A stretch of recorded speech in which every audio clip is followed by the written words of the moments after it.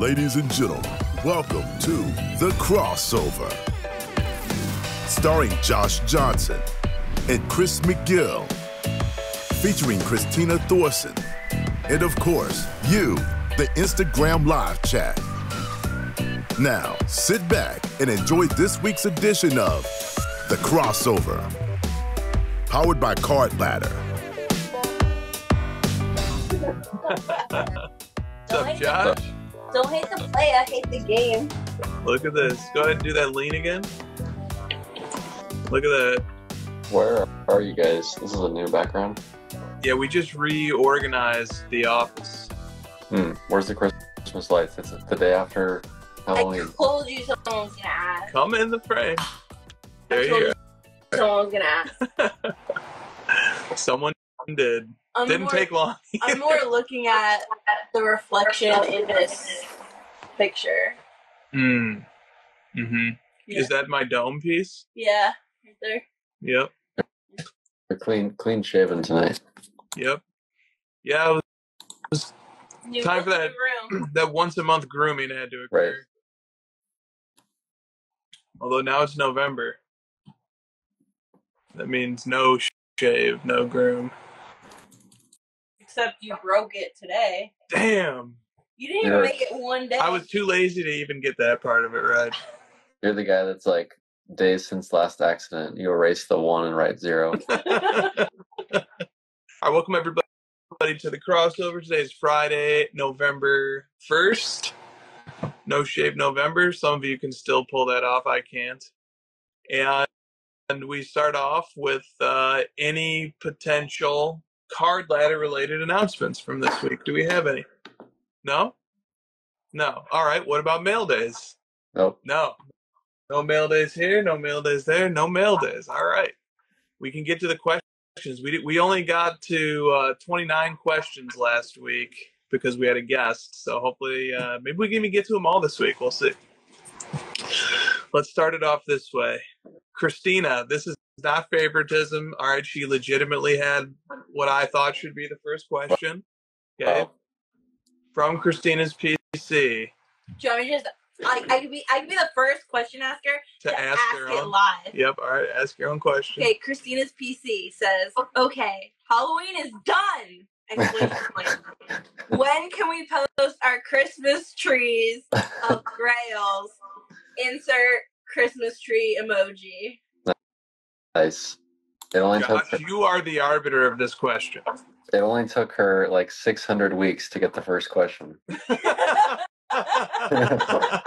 That's my first comment. Well, remember this year, I think we had someone do like a half-year Christmas tree. Or was that a thing? Or just like their half-year best card or something like that? Something like that happened, yeah. No, it was a Christmas tree in July. Yeah, something like, yes. Yeah. Yeah. I'm the arbiter. Well, I can tell Christina's excited about Christmas. She can put up lights whenever she wants, including today, but she cannot do the Christmas tree card until Christmas Day. Christmas Day? Like, I can't even do it like Christmas Eve? You can do Christmas Eve. If you're one of those like people that open presents on Christmas Eve, I'll allow that. Okay. People should be grateful for this. This gives plenty of time to think about your tree, prepare your tree, get your tree in order. What's the most important part about the tree post? Do you know the answer to this? The base. The base? The most important part about the tree post is that it actually looks like a tree. There you go. We are friends. That's good. Yeah. That's good because we usually get some. So the bottom has to be a small base, a small part, and then the top is tree shaped. It's not a big triangle, It's not a diamond. It doesn't go back down in size that slowly. It ends and it goes on a straight line on the bottom. But it is always amusing to see some of the attempts at trees. Yeah. So I mean, it's gonna happen. We can't stop it. We can't stop it. We can just enjoy it. Can we just hate it? We can just hate it. Okay. All right. So thank you, Christina, for that question. You're quite welcome. Thank you both for taking it seriously and providing in-depth analysis. Always enjoy the show. You're welcome.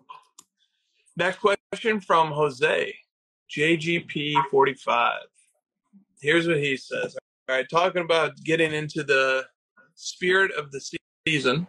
Christina's a little early on Christmas, but Jose is right on time.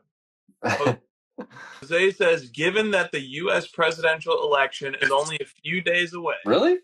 Wait, what? No. If you all were running for hobby presidents, what platform would you run on? What platform would you run on? Is this like what policies would you have? Is that what you or said? like what social media platform? Yeah, I was like Twitter, Snapchat, maybe.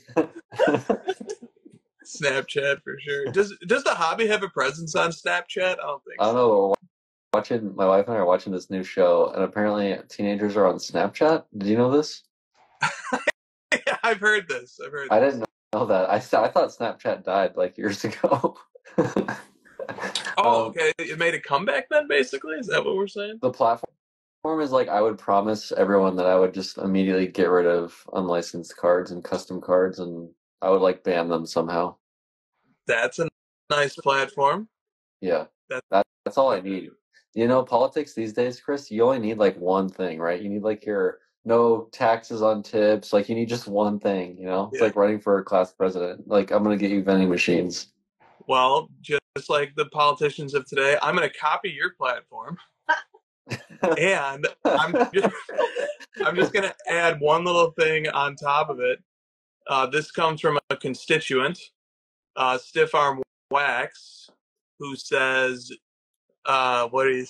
he gave an example. He gave a suggestion here. Oh, ban all influencers. Yeah, that's good. Ban all influencers. Christina, do you have a platform? Can we run on the same ticket with that? We can run on the same ticket with that. And I'm going to come in against both of you on the same ticket, and I'm going to say I'm running for hobby dictator. Ugh. Like, fuck democracy is what I'm running under as. And my platform is I will ban all influencers first. But it won't just be a ban. I will like put them in a cage at National for you to do whatever you want to them. Oh no. Like you want to throw shit at them, you like whatever you want. You want to like taunt them, like I'm cool with it. Let's make National great again.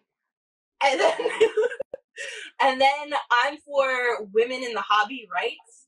So you can really vote for me because to vote for more men to like be in charge of you is just sexist. So like a little guilt trip at the end. We need some change. Right. Okay, that's a good platform. George is also suggesting no taxes on card sale profits as a platform. There you go. Okay, I didn't know we could like make unreasonable like claims. Like, okay, I'm gonna roll back the $600 IRS thing. Right. Like, you don't have to pay that. Family and friends only for PayPal. People in the chat are already calling the locker out. We won't get the IRS involved anymore.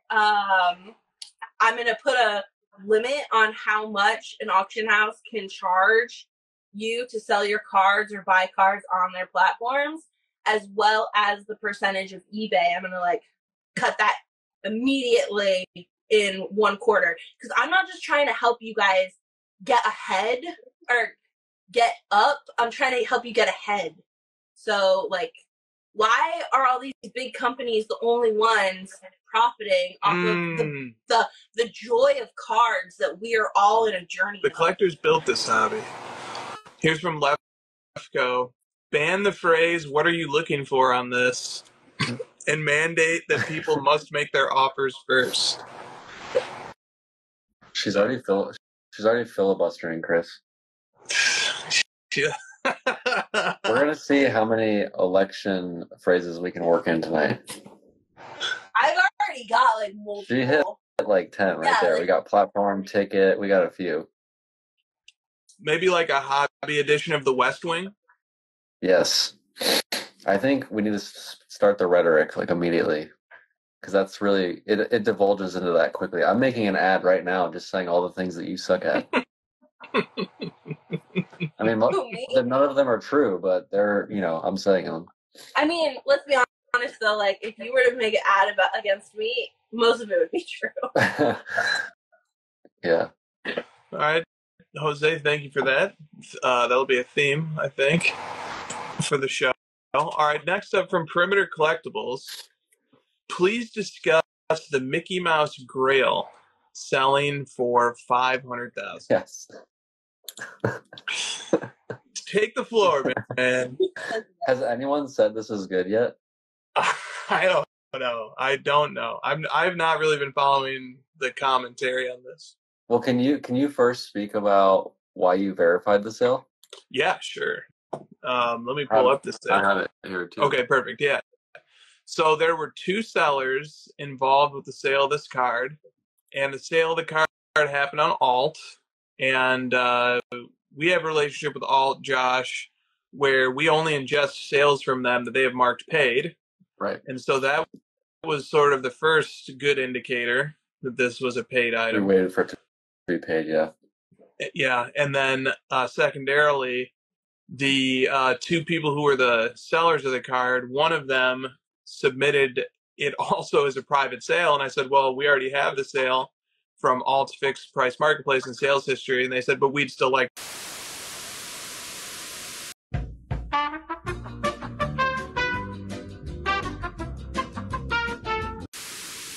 Let's let Josh get back in here. I have no idea why the live stream just broke up. What happened? Because we started talking politics on here, and Zuckerberg's trying to stop the democracy. He did, dude. Zuckerberg definitely jumped in. Yeah, he's like blocking those links and stuff. You know what I mean? Yep. All right, go ahead. Okay. You were talking about the two sellers. Yeah. So let me just rewind because I saved part one, and so let me just try and like create a clear start to the question again, so that it can get spliced together later. So the Mickey Mouse 500,000 sale happened on Alt, and we ingest sales from Alts, but only after they've been marked paid. So that was a pretty good indicator that this Mickey Mouse sale was in fact paid, and we ingested it into card letter sales history. And then there were two sellers of the card, and one of the sellers reached out to us and submitted it as a private sale. And I said, well, we already have it in sales history, so that's okay. But if you'd like to verify it, you can. And they said, yeah, I'd like to verify it. So they provided screenshots of the wire transfer and the full amount, and it got verified. So the sale is double verified. Alt marked it as paid, and then also one of the sellers on behalf of both of them reached out and verified it. So it is fully verified. All right. My thoughts are, I think this card's kind of sick. Yeah, talk about it. And I don't really see any issue with this. Someone just paid $4 million for the most random baseball accomplishment I've ever heard. 50-50. When the Ronald Acuna 40-70 ball sold for $17,000. That one sold for $4. That made much less sense to me than this. I don't know much about Disney and their affiliation with trading cards. I know that there's some like older cards, some vintage stuff. This is the only Topps product I could find, and it's like an anniversary set, right? It's the Disney 100. It's Topps Chrome, so it is kind of like a one-off. It's not like an annual like Prism thing. And I know that about Lorcana is like the TCG game, right? That's like the actual game that you play. This is just like a collector's item, so it's purely just collecting, and it's really to commemorate this. And I know I read a lot about how some of the breakers and influencers like got their hands on these and tried to pump up the values when it came out. I think it was about 8 months ago to a year ago, and now the dust has settled. People, the prices have come down and stuff. But this is the number one card in the set. It's number one in the base set. Numerically number one. It's the Superfractor. It's the only one of one from the base set. There's not like 10 one-of-ones. There's a gold wave. There's like a red out of 5 like Topps usually does. But this is the main one. This is the best card in the set. It's Disney. It's Topps Topps Chrome. I think it's neat. If we're gonna celebrate random baseballs, I think we as a card community need to be like, you know what, this is cool. This is great. Someone believed in this set this much, or they enjoyed the product this much. This is what they spent the money on. Absolutely.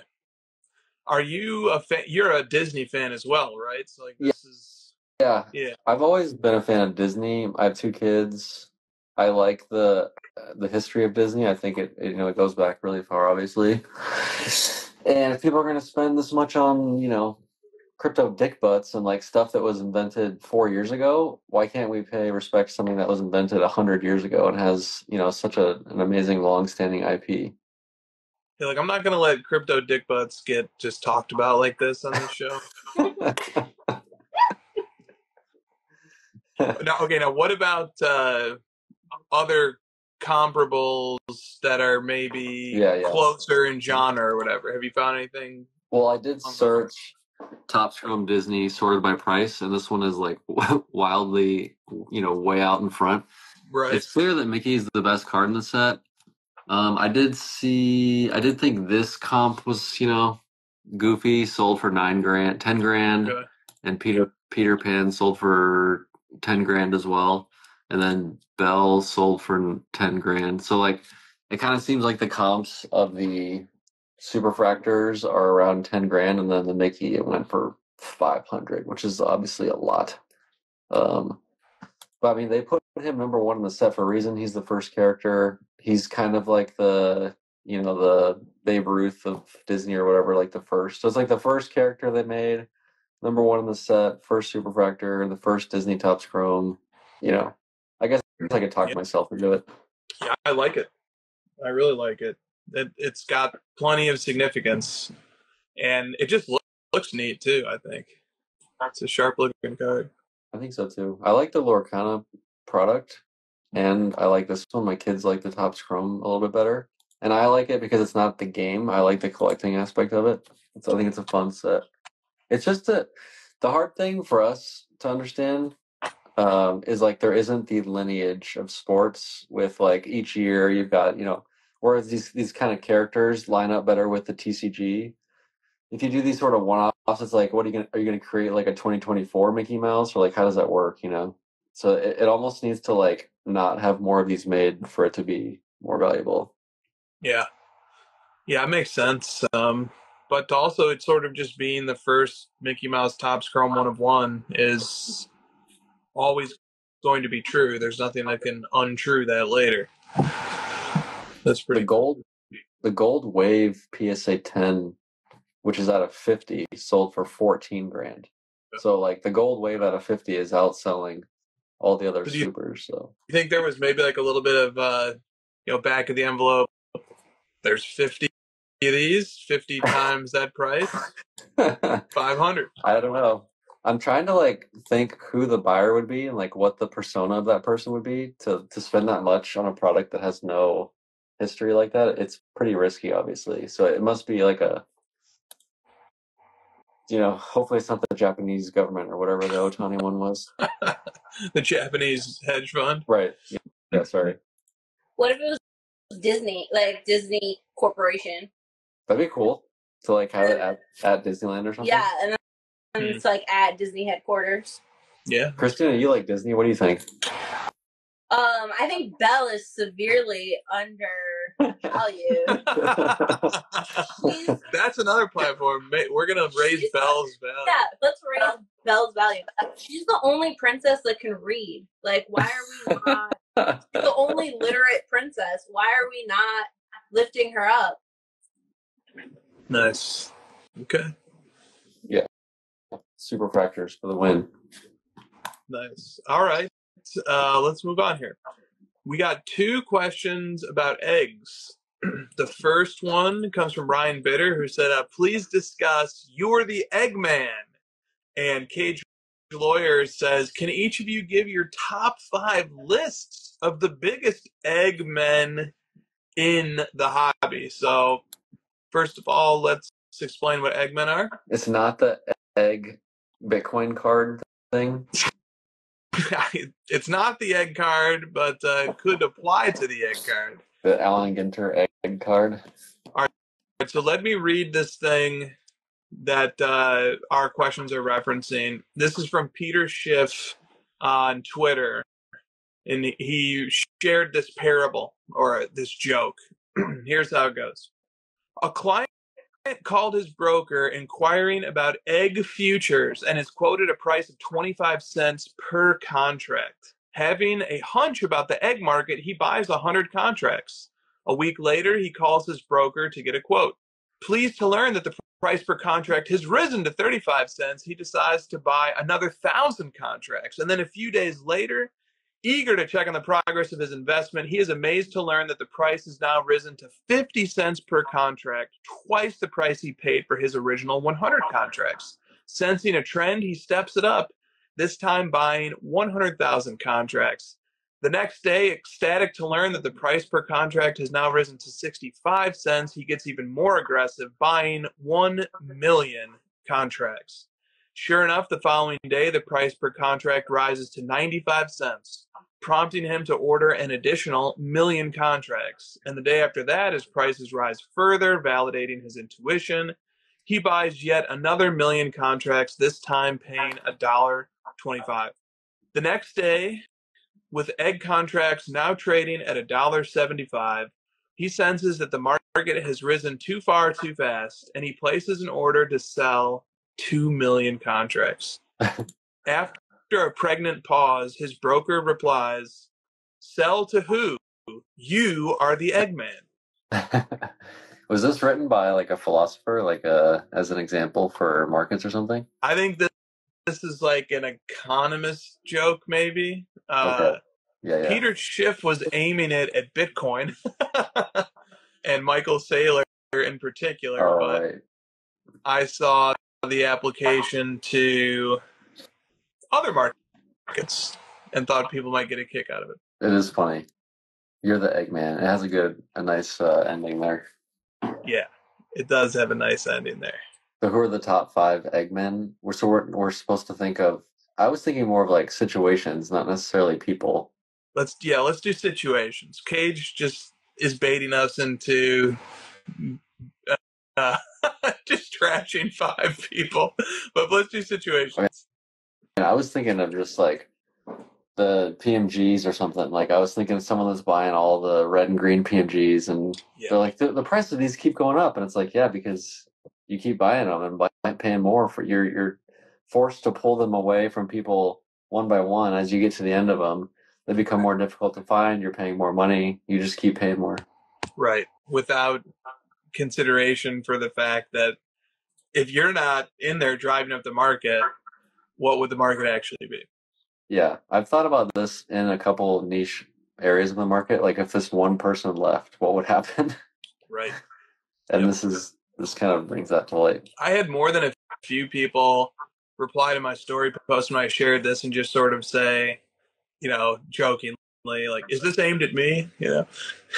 Like, no, it's I think all of us can see a little bit of truth in it no matter what we collect. We can see a little bit of our own concern in this. We could say that it's like, what if non-quarterback one-of-ones, like I stopped buying them, and you could say that about what if you stop buying Jokic, what happens? Sure.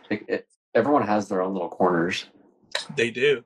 The example that came to mind to me was more so when base PSA 10s were being stockpiled, and certain people would post screenshots or pictures of them having 500 or 1,000 copies, and they're price protecting and buying all of them as they show up and sell, and 10, 20, 30 sell per day. And what would happen if this person who's just amassing hundreds or thousands of these base PSA 10s stopped amassing them? That's the Eggman that I think of. So the guy who wrote the joke, guy or gal, chose eggs as like a commodity, right? Something that's pretty like easy to increase the supply of. They didn't choose like something rare, so that makes it kind of more similar to the base prism example you have. Yeah, that's a good observation. that eggs was chosen because there's no reason that the price of eggs would be going up, Right. except for the fact that there's somebody speculating on them. Egg contracts. Yeah. Exactly. What the heck is an egg contract? Right. Right. Yeah. Like egg futures. Right. Exactly. So, all right, that's the Eggman parable. Good parable to keep in your back pockets in case for on those days when you're just like, maybe I'm a little too enthusiastic right now, Right. and I need to pull out this parable and think about this and calm down a little bit. But yeah, that you might be alone in buying it. Exactly. Always good to keep that parable in your pocket, but it's not the right parable for all days and all situations. You know, on some days when I'm feeling more cowardly, I might need a different parable, but other days this parable is definitely a good one. All right. Let's go to this one from Mad City Collector, who asks, how much do you think frustration with new product releases contributes to booms in interest in older products? Like, because they're delayed? Or like, that could be a source of frustration. The frustration that I think of immediately is price point. Yeah. It costs $1,000 to open a box of Prism, as just a random example. Yeah. That should drive people to singles, I would think, too. Yeah. Like people doing the math and driving them away from the gambling into the... I just don't understand why more people aren't noticing how much easier it is to make sustainable long-term gains by investing in good singles cards, and how much more fun it could be. But I guess like the thrill of the gamble is there for a lot of people. Yeah.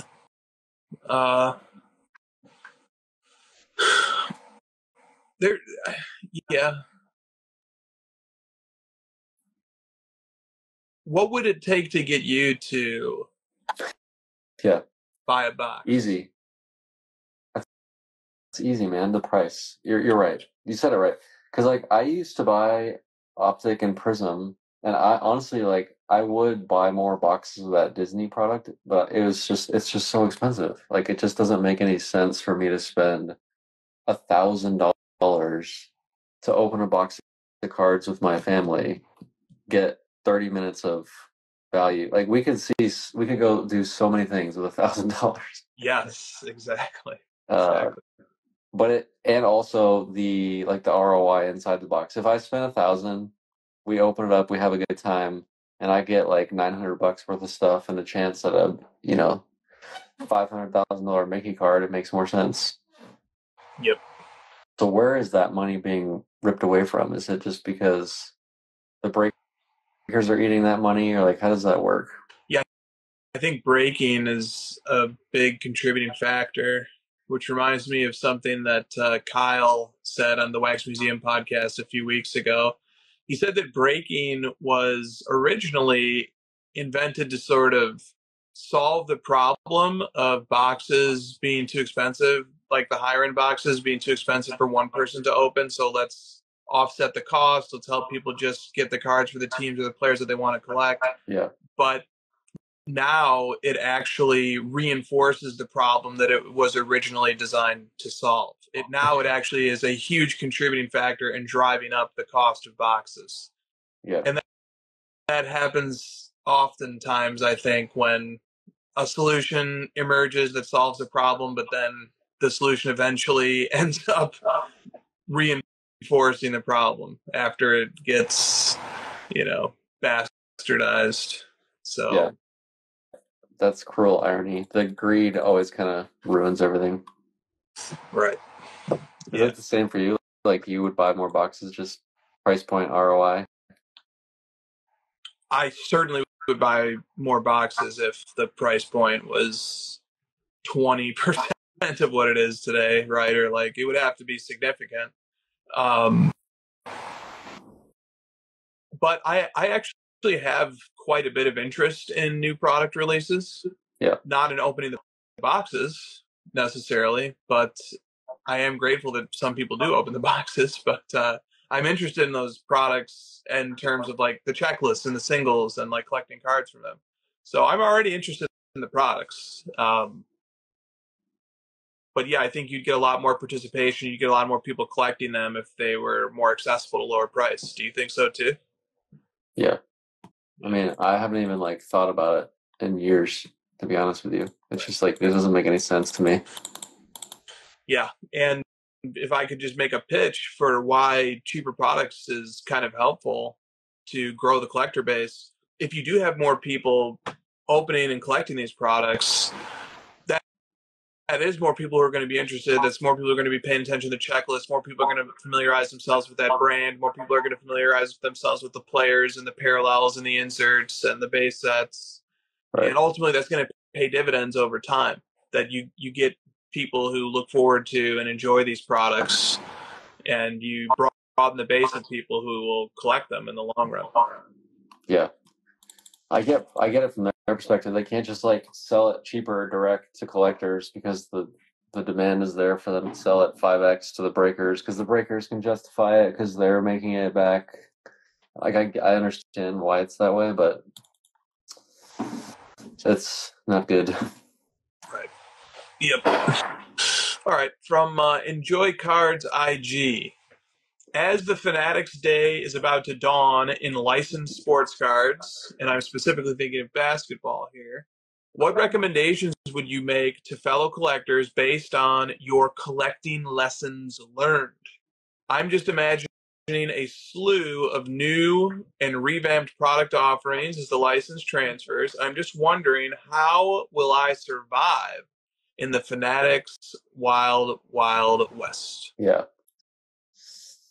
We might have different answers. I feel like mine would be to wait like a year at least and just like see what all the products are going to be, let the dust settle. But that's going to be really tough. Like excitement level is going to be high and people are going to want to be the first to get into some of these products and get some of the big singles and stuff like that. But I guess we know like Topps Chrome is going to be, the superfractors, that's kind of an obvious one. But if they start doing other things, and I'm sure the baseball people can point stuff out to us of what's probably going to be happening, but it seems like it might be a sit and wait, and especially on that last topic, figuring out what the prices of each of these boxes is going to be, what sort of distribution model they're going to have different than what we have now, etc.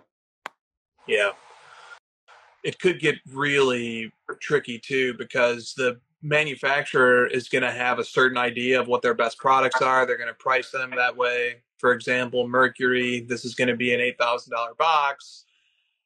And their idea of what the best product is might be way off from what the market decides that it is in both directions. It might be off in the fact that like Panini did this too with Eminence. They thought for sure Eminence is going to be the highest end product that they offer, and the market just never treated those cards that way. So there's a concern there that if you take the manufacturer's MSRP and you make your secondary market buying decisions and collecting decisions based on that, that might not hold. The demand in the secondary market might not match what the manufacturers think it's going to be based on how they price these boxes for sale.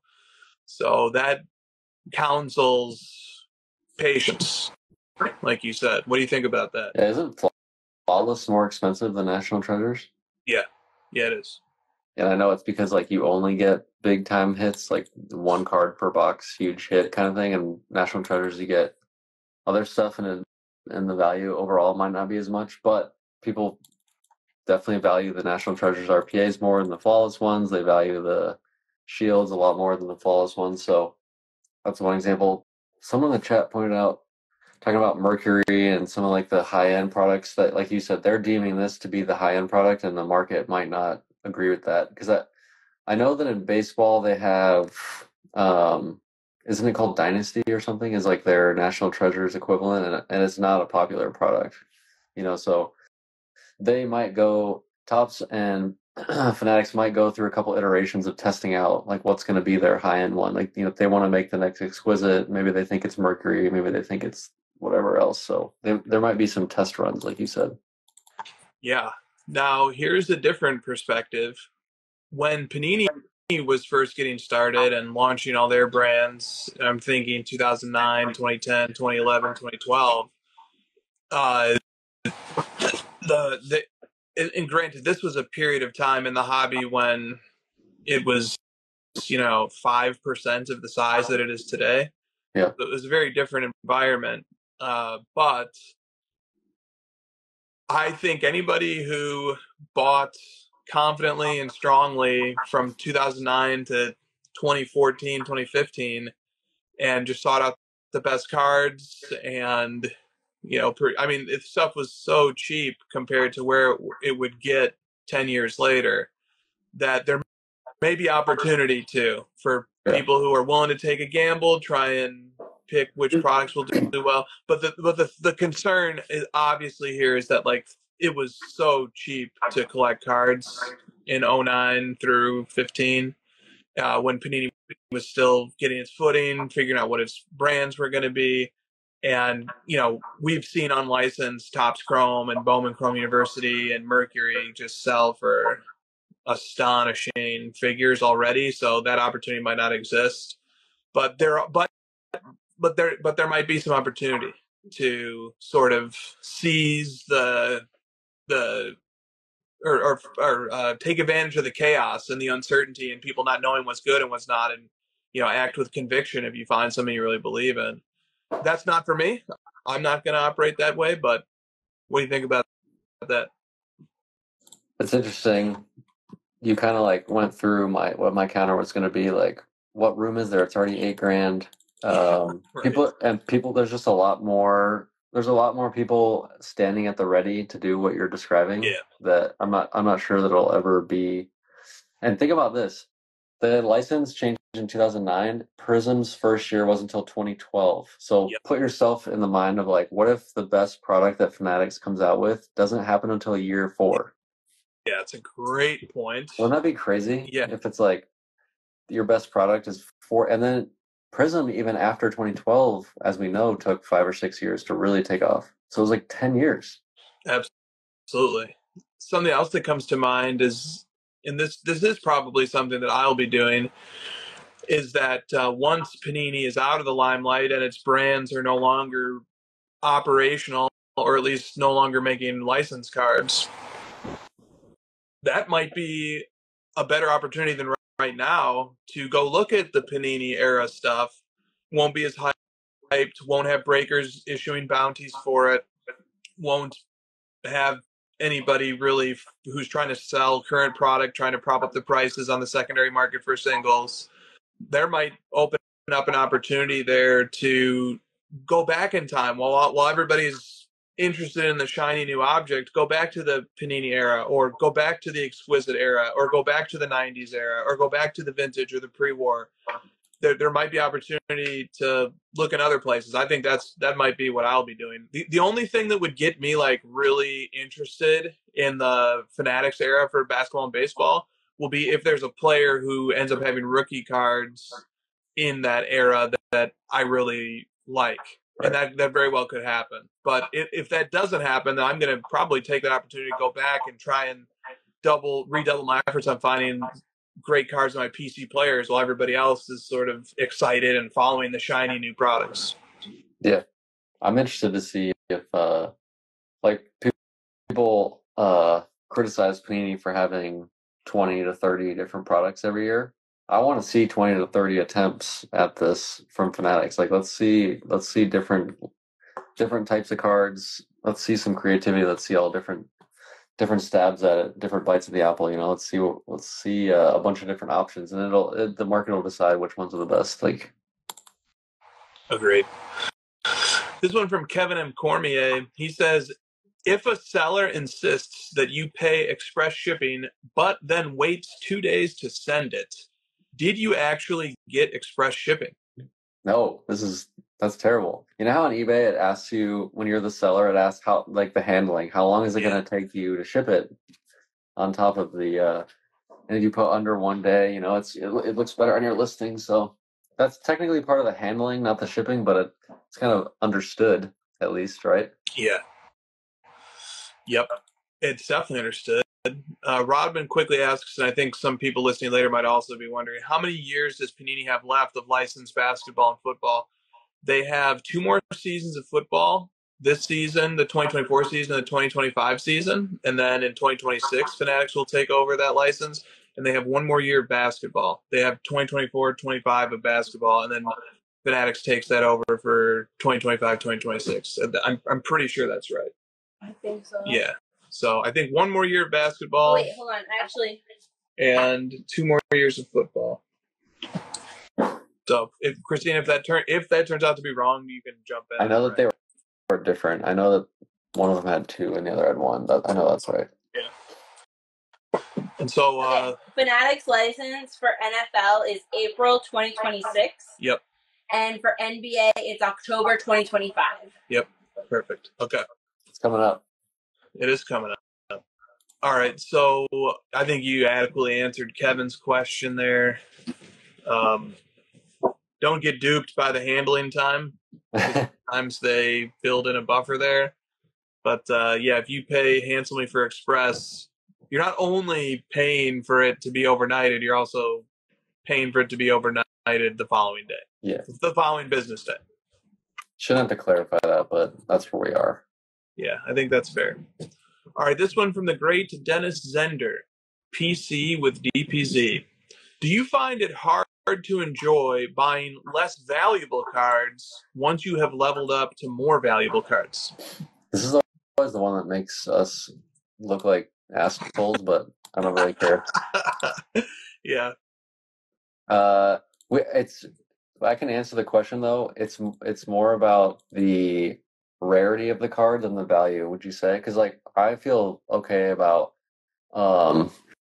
going down in value to collect a different player, but not like and still do like the rare cards of that player. But obviously the more valuable ones still get the excitement going more. Without a doubt.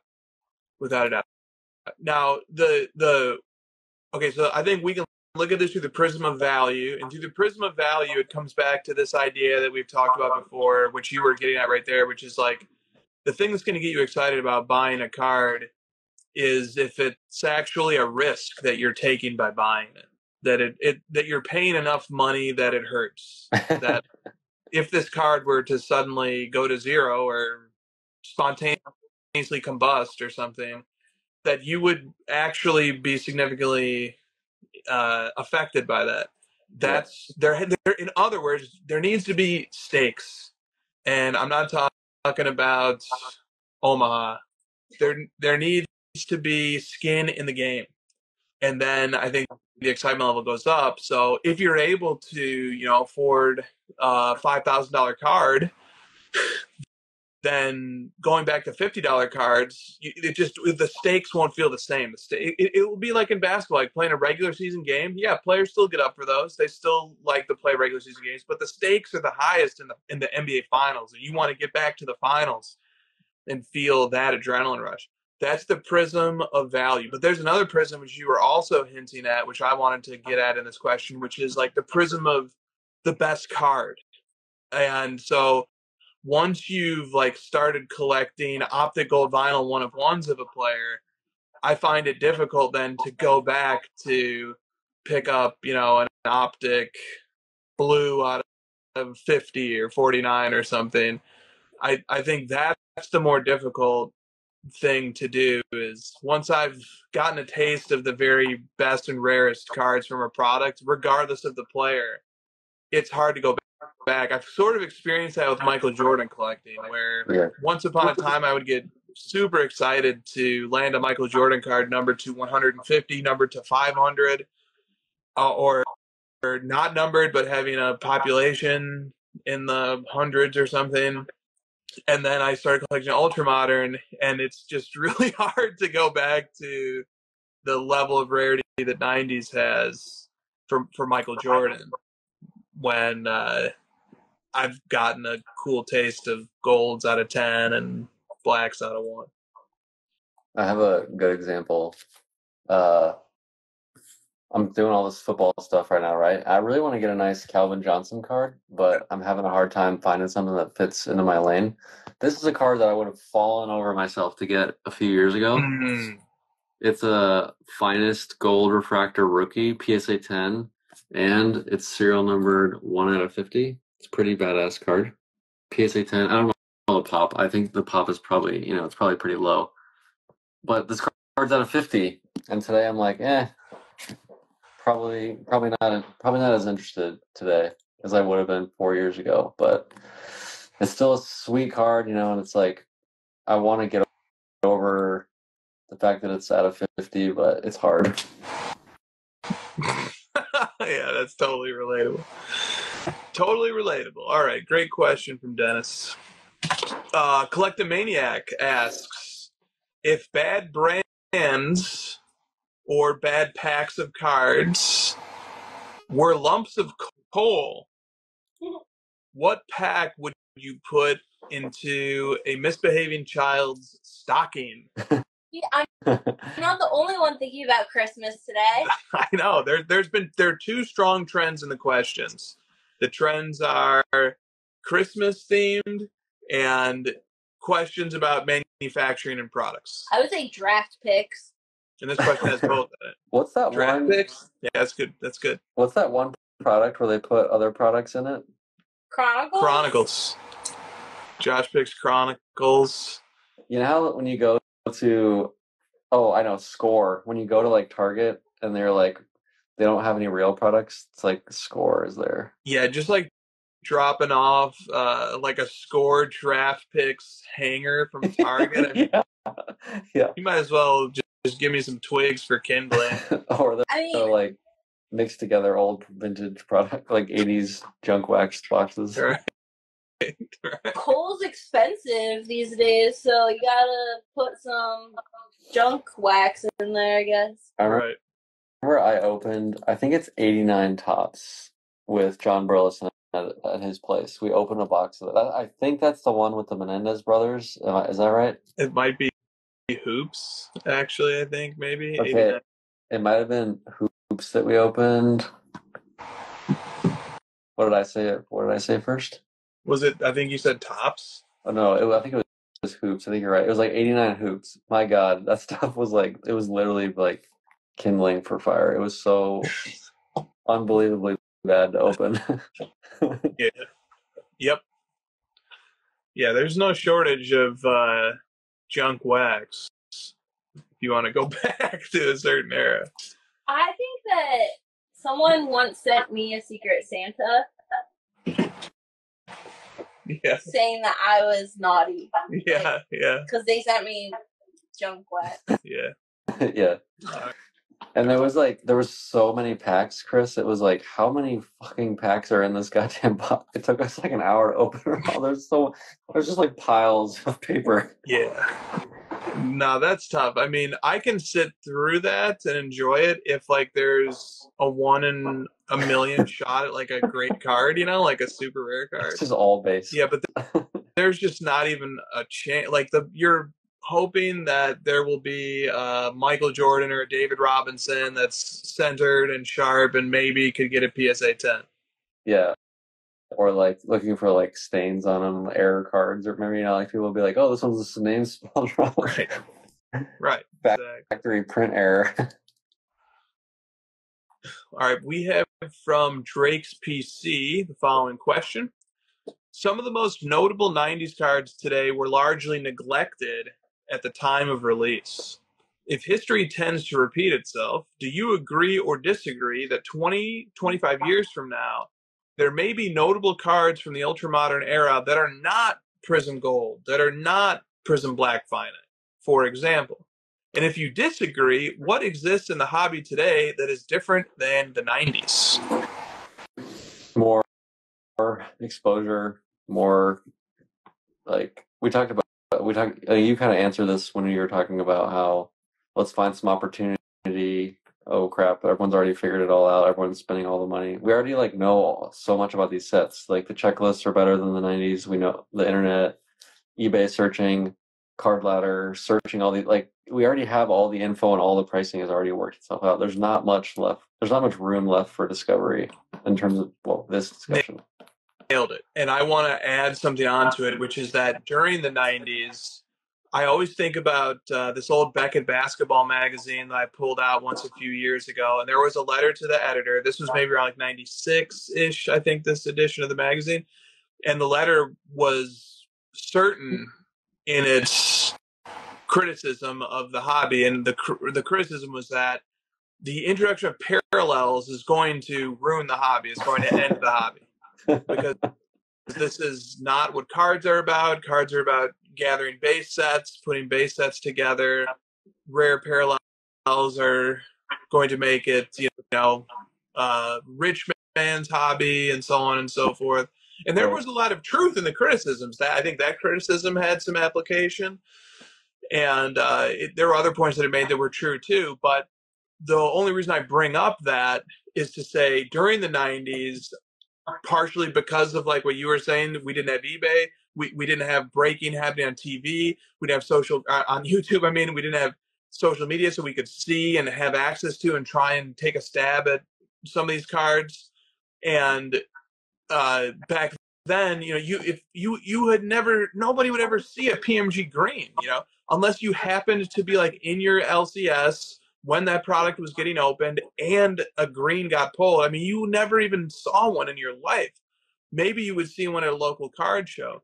Collecting back then, I remember from my point of view, and I was young, I was 9-10 years old or whatever, but collecting back then for me was just like amassing base sets and putting the cards in the binder pages and like, oh, I'm missing 77, 84, and 93.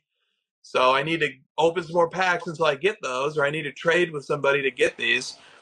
Collecting was focused on very different things, and it was almost looked at negatively, or people were not interested in, diverting a bunch of attention resources to like these ultra rare chase cards. At least that was my experience. That's a big difference back then. The idea of these ultra rare one-of-one chase cards and stuff, like one-of-ones were just starting to show up for the very first time in 1997. So it does sort of make sense that it took 5, 10, 20 years until that became customary and became a habit. What do you think about that? It makes sense. I mean, there are still people that we talk to in the hobby that were buying PMG greens on eBay in like the 2000 early 2010s, late 2000s, and they're like, oh, I'm buying them for this price. So it was still like it was easier to find them, and eBay started to become a thing and they started to grow, but it still wasn't like it still took some time for PMGs to actually take off after that. And I think it was just more of like learning what it was with Blowout and all these different, and then Prism coming out and then starting to understand new things. And I don't know. And it did take Prism a while to really take off as well. So maybe there is some opportunity for that, but we're not going to be giving away any of those hints here anyways. Right. Agreed. I also think that it doesn't necessarily mean that just because like during the 90s that some of the products and cards that people were lukewarm about at the time later become popular, that means that this is going to be an eternally recurring recipe, that whatever's in vogue in the moment will not be in vogue 20 years from now, and there's some hidden gem waiting. I just don't know that it necessarily needs to work that way. It could work that way. There could be some hidden gems sitting in the sea of cards that nobody's thought about or discovered right now. But it's not going to be random. I don't think. I think it will. There'll have to be some logic to it that makes them compelling. Like the thing that makes the 90s stuff compelling is that given the options and the alternatives of cards to collect from the 90s, the most beautiful and the rarest ones and the most difficult to acquire ones are the ones that are dominating the show today. I think that's not a mistake. It's not just like, oh, well, these just happen to be the ones that became popular now. I think they became popular because they're beautiful and because they're really rare. And for better or worse, nowadays, people already have identified the cards that are beautiful and the cards that are rare. Yeah. From Jose again, JGP45. Which era of basketball have you enjoyed watching the most? Which era of basketball? The current one. Me too. I'll be honest. That's funny. I know that I've tried to watch some of those old '90s games, and it just doesn't do it as much for me. Yep. It's more. I enjoyed it at the time. It's the nostalgia of the players more so than like me sitting down and trying to watch the games. Yep. I enjoyed it at the time, but I love the basketball product that they put out today, which is funny to say. I laugh that both of us agree with this because there has been a lot of belly aching about the style of play over the last 2 weeks. Yeah. What do you think about the 3-point contest comments? I hear it. I understand that people don't like it aesthetically. I think Publius said once that it just looks like a shoot around. Just everybody standing around the perimeter, just kind of pass the ball and just waiting to shoot from the 3-point line. So I get that. I think that's a fun. That it made me laugh. I think there's some truth to it. I don't really notice that. Like I watch a lot of these games, and I guess like there's definitely more threes than what I remember watching, like in the Cavs LeBron days and stuff. Like the Heat LeBron. Like it's definitely more. But it's not as like dramatic as these statements, I don't think. It's not like they're just literally just standing there and only shooting threes. Like half the shots are threes now, less than half. But if we get to a point where it's, did you hear Bill and what's his face talking about like removing the corner three and like moving the 3-point line back? What do you think about that kind of stuff? Yeah, Goldsberry has been a curmudgeon about the increasing 3-point volume for years. He's got videos going back years where he's advocating for moving the line back, removing the corner three, and I'm just not a fan of it. I think one of the things that's really nice about the pace and space era that we're currently in is that there is a lot of space on the floor for extraordinary playmakers to break people out off the dribble and create really cool sequences where they drive into the lane and either have like really cool passes out to the perimeter or passes to a cutter or a great finish at the rim. And that's a different product from what we saw in the 90s where the paint was just so packed and guys were just jumping into a forest of trees down there by the paint, and it was just throw the ball up and get hit and see what happens. Or like we're just going to do this mid-range thing where we just kind of come a little bit inside 3-point line and do fadeaways from 20 feet, 18 feet. And it's just an aesthetic thing, but I like the way the game looks today. All the like best MJ highlights are him like avoiding people in the paint while in the air of hanging. Like he had to hang that long just to get around the 3 centers that were guarding him. Yeah. And today it's like, do you see the Christian Brown dunk on Gobert? Yeah. It's because of all the space he had to just like, he went into the paint and it's like, there's nobody left except Gobert. I'm just going to go all the way. There wasn't like a big clog of centers in the lane. Yep, I like it.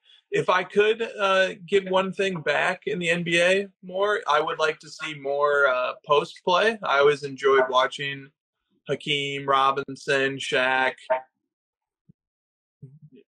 make a sequence of moves in the post in order to score. I always enjoyed that aesthetically. I'd like to see more of that if we could, but it's not a big deal. I don't want to like take away the corner three to get that back.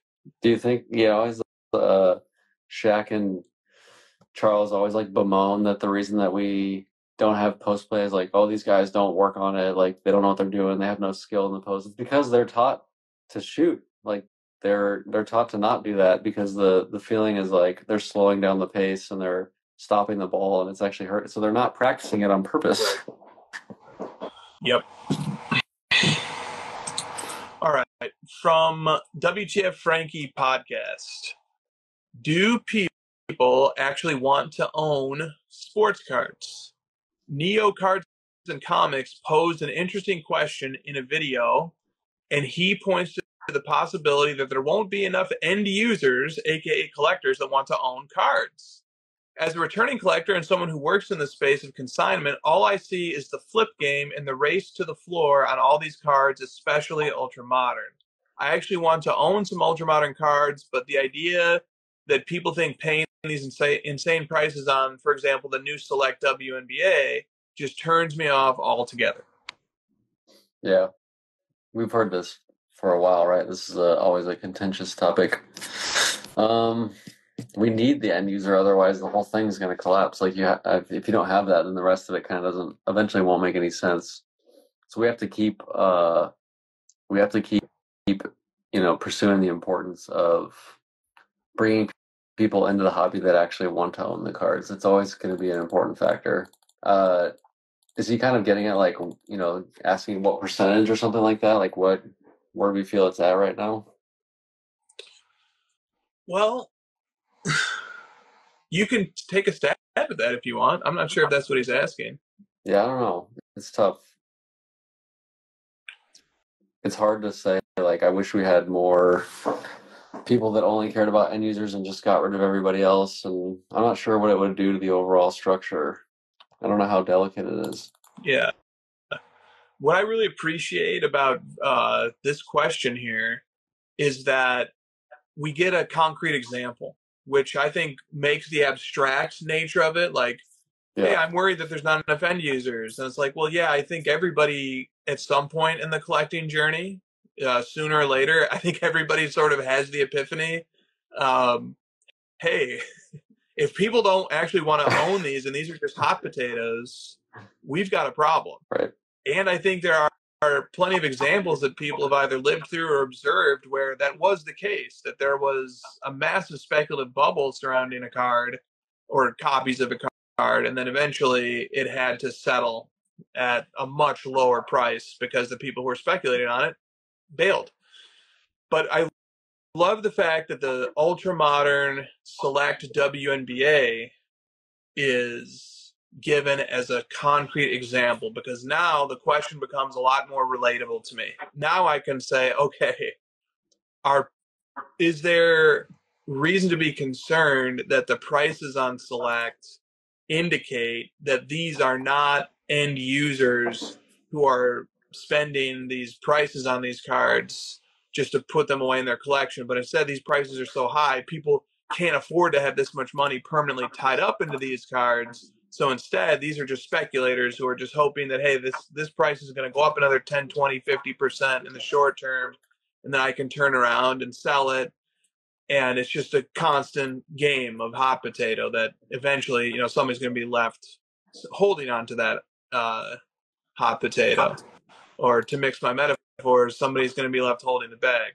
So what do you think about that part of it, Josh? Once we get a concrete example, now it starts to put the question into relief.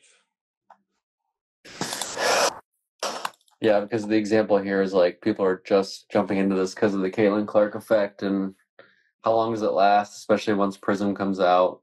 It's almost like it's exposing what the question asker is asking. Like, yeah, this is a really good example of something that is helping his case. I just think it varies too. Oh, sorry, go ahead. I was just gonna say, like, I haven't been tracking the Caitlin Clark Select sales prices much, but it looks like courtside gold prism raw sold for $5,000. I'm not sure how many tiers there are. I think there's 3 tiers. I think they have concourse, premier, and courtside for this, and that doesn't seem crazy to me. Select is definitely a lot cheaper. Yeah, I guess I wonder how many different golds there are to courtside. How many different out of 10s and how many rare there are. I did take a glimpse at the checklist once, and it definitely is not. The checklist is not as expansive as football and basketball. Right, but I mean, the like Lamar and Mahomes and Josh Allen Select rookie price points, like, it's kind of crazy. Yeah. This ain't no Mickey Mouse Superfractor, but I would like to add to this topic by saying that the 2024 Allen and Gunter has a set in it called Ballpark Bites, and 3 of them are potatoes. Tater tots, waffle fries, and poutine. Nice. So there are your hot potato cards.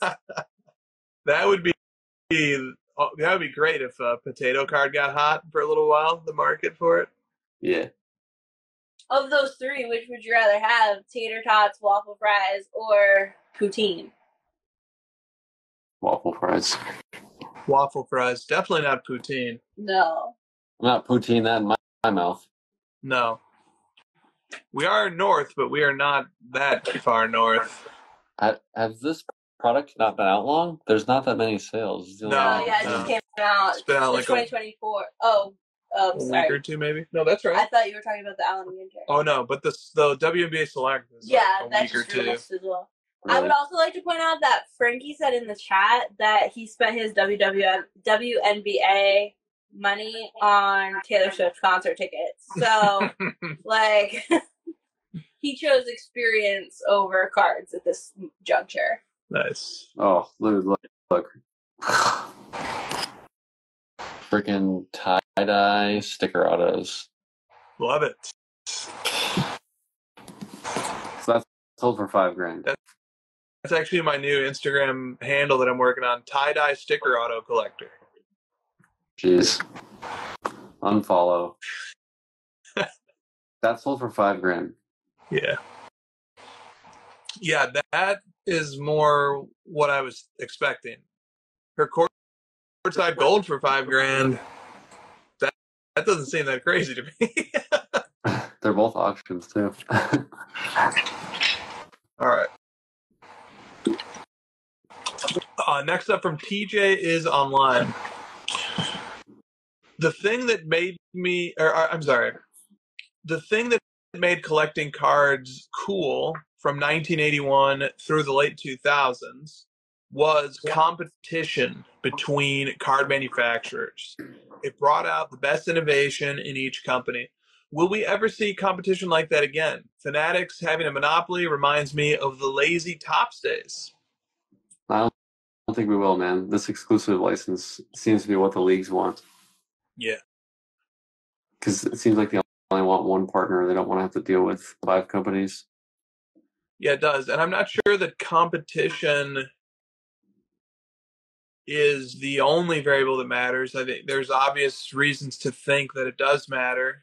But when things are going really, really well, there's going to be a tendency towards not rocking the boat. So I just think one of the things that was funneling innovation during different points in time was these companies needed to innovate or else they might go under. And so there was a real pressure on them year to year to come out with really cool, interesting, exciting cards that were going to excite people, or else they might go out of business. But if we get to an environment where there's not really a risk of going out of business, even if there are competing card manufacturers, they all might sort of make the same type of cards and just kind of play it conservative to just keep the gravy train flowing. I think like the next time we would see a massive boon in innovation in cards is if the industry was like really in a bad spot and manufacturers like innovate or die, basically. Yeah.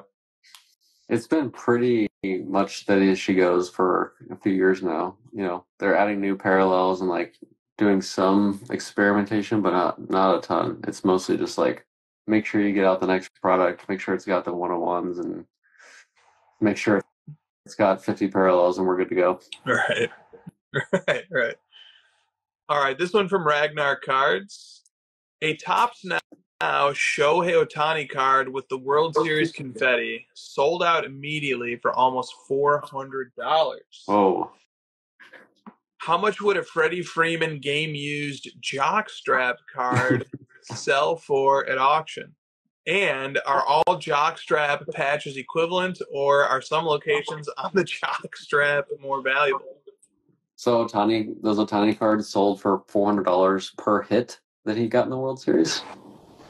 I don't know what this means exactly. I don't do the Topps Now thing. I think it sounds like they put out like a World Series card with Ohtani and presumably confetti falling, and they all sold out at $400 a piece, I guess. Well, that was a joke about the fact that he got one hit in the entire World Series. He might have got two. I'm sorry if he got two. Oh. The only player that was worse than Aaron Judge in the World Series was Shohei Ohtani. And yeah, I was giving an Ohtani fan a bunch of shit about that earlier this week. We brought up the Durant-Ohtani comparison last week, and now we can follow up and say Durant won the Finals MVP 2 years, and Ohtani didn't do jack shit. Oh, I'm just not even going to touch it, man, because it just cuts a little deep. I found that there was a really strong backlash anytime I would bring up remember, because we had somebody ask the question about like, hey, if Kevin Durant gets all this blowback for joining a super team, what about other players? Should Ohtani get the blowback? And I brought it up to a few people, and like, people do not like that question. People get upset about that question, and I don't want to extrapolate too much about what that means, but people really don't like having that asked. Yeah, because they spent a lot of money on his cards. He had 2 hits in the World Series. He was 2 of 19, batting 105, 2 runs scored. He had 0 RBI. It's not good. Hey, if the 50-50 ball is worth $4 million, what's one of his 2 hits? Because only 2 of them. Like, what would one of those balls be worth? Mohammed mentions that Obani was injured. So, and that is the rebuttal that I got when I was just playfully poking somebody about this, that he was injured. Publius has a... It's good. What would the World Series used arm sling go for at auction? I saw a tweet or a meme or whatever that said Ohtani got paid $500,000 for his World Series. He got paid $500,000 for his contributions to the World Series, and it wasn't because of his contract. He just bet on the Dodgers at the FanDuel. Okay, all right. I did not foresee a total Ohtani bashing segment on today's show. I'm not mad about it either. I'm gonna hopefully I'll get all the DMs. It sounds like you've got it enough. Yeah, I mean, I need motivation to really pull out the haterade, and I just don't care enough about baseball to do it. I was rooting for the Yankees, so I was kind of just looking for something to direct my anger. Nice. Yeah, nice channeling of the anger there. Yeah, and Kershaw didn't even pitch, so that was cool too. That's right. Yeah, he missed the whole playoffs, I think. He said something about how it was special for him to get another ring. It's like, yeah, you really contributed a lot there, bud. This is from Kick It Forward. Not a question, but an observation. Humans are like sports cards. Millions are produced every day. Some great, many worthless. That's like a Nietzschean aphorism. That's rough. That is very rough. Okay, from Lakers Exquisite. Is it really a mail day if all of your new so-called PC cards are mailed to a vault? Preach. Dude, this is an efficient question because he packed in a couple of different zings. First of all, the so-called, and then he put PC in quotation marks, mailed to a vault. He also put mailed in quotation marks. So what is the answer? If your card is shipped to a vault and it never comes into your hand, is that a mail day? Yeah. No, definitely not. Okay. I think that's fair. I think that mail day should remain the purview of people who receive the mail. Yes. And open it and have the card dated. You can have a vault day. You can have a... Well, we already have a name for this. We already came up with this. Oh, what do we call it? Acquisition day. Acquisition day. Remember that? Or can I modify it? Can I call it Vault Ingestion Day?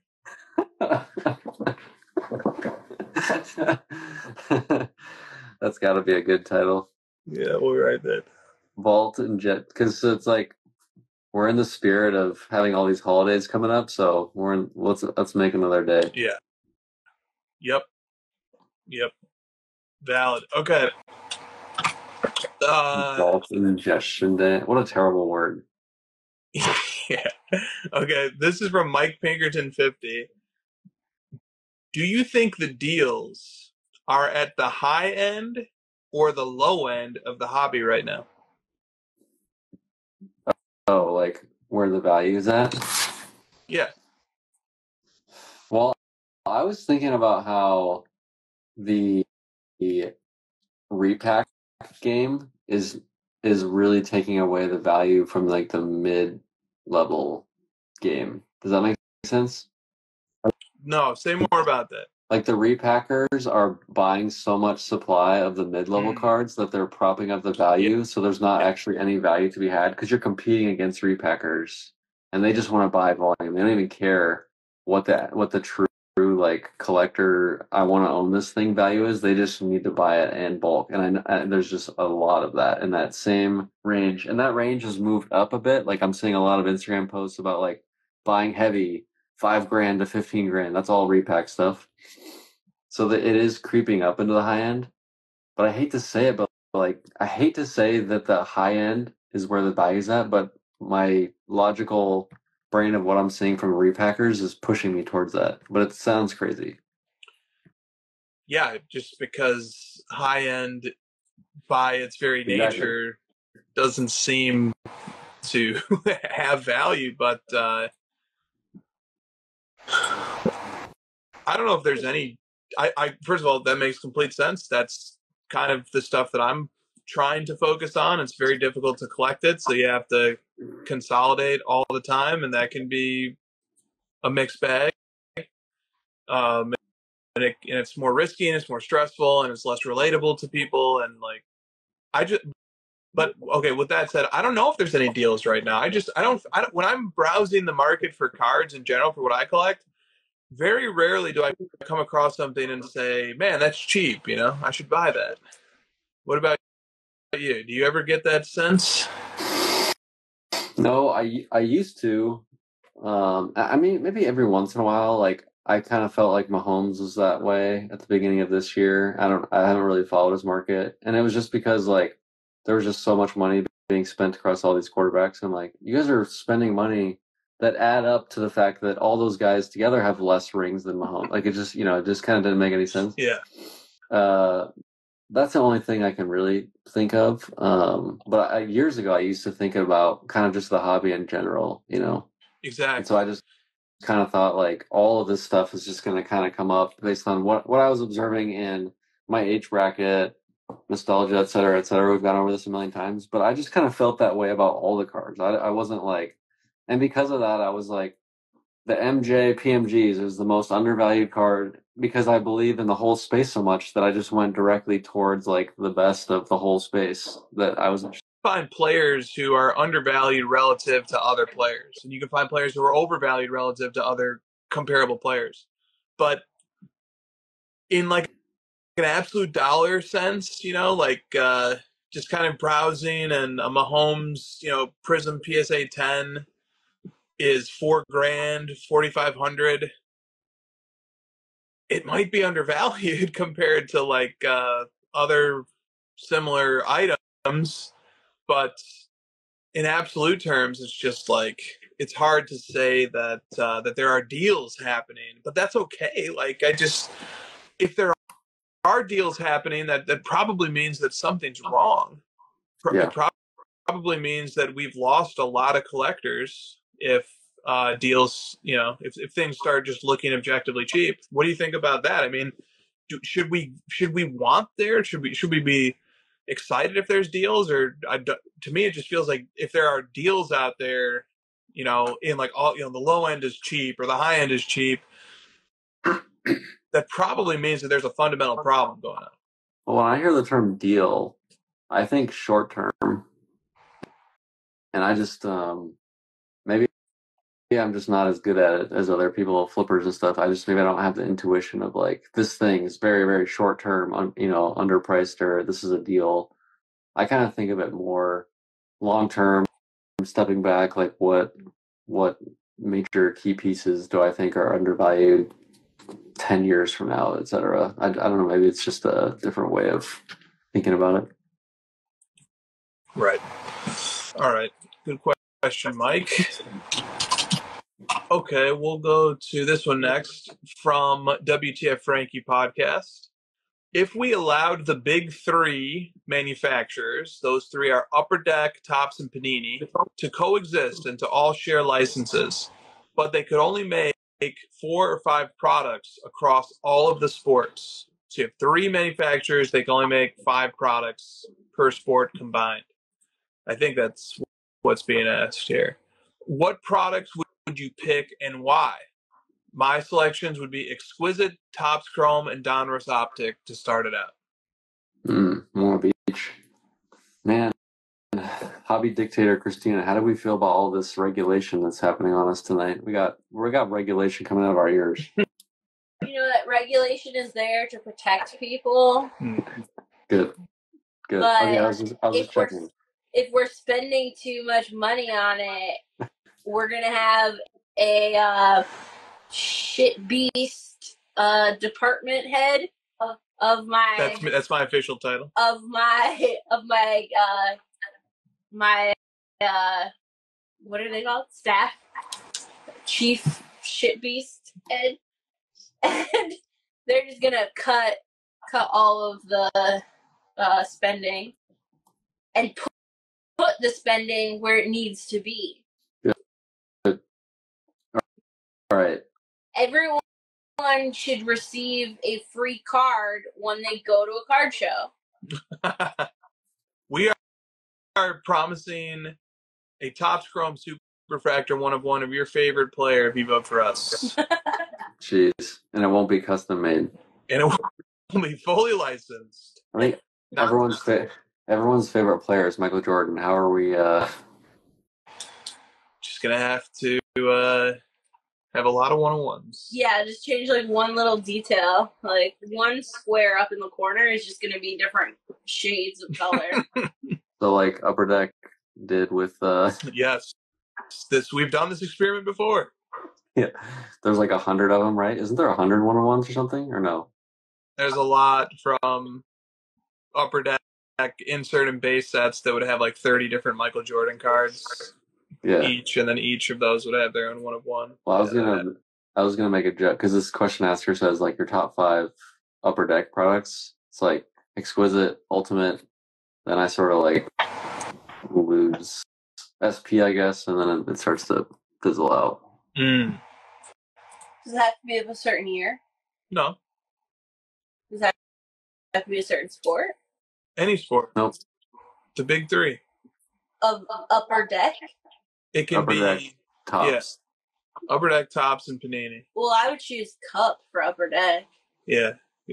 There we got 4. Opening that. All right. Fun thing to think about there. I don't have any unusual answer to give. It would be the obvious Paninis. From Panini, it would be like Prism Select, Optic, Flawless, NT, basically. Topps. I don't know, man. I struggle with Topps. We're gonna learn all the Topps products very quickly in a year here. So. Yeah, it's like Chrome, Finest, Bowman, Update. Yeah. Yep. I'll be able to weigh in more intelligently on Topps once they start making cards of sports that I collect. We're gonna be Sapphire Simps in no time. Yeah. That'll be our gang name, Sapphire Simps. All right. Chronology is good. Someone in the chat, Lakers Exquisite, said Chronology. That's a good product. Yeah, it's a great product. Okay. From Northwoods Card Collector.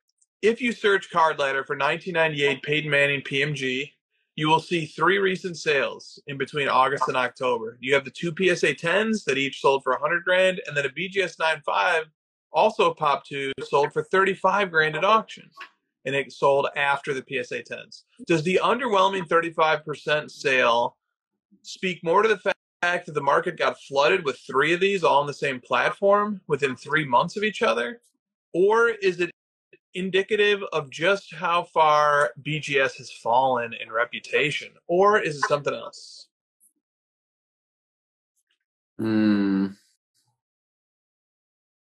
Looking at the pop report, I feel like so the BGS 9.5 is a pop 2, and the PSA 10 is a pop 2. Right. So that makes it harder to justify the 3X. Right. It does. 3X feels like a lot. And here's the other thing, Chris.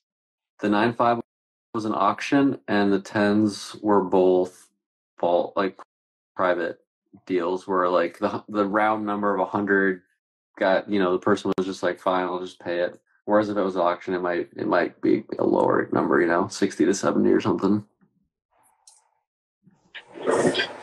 So like the PSA 10s were first, and they were private, they were bid by private deals. Right. And then you have 2 public auctions for one public auction, same pop.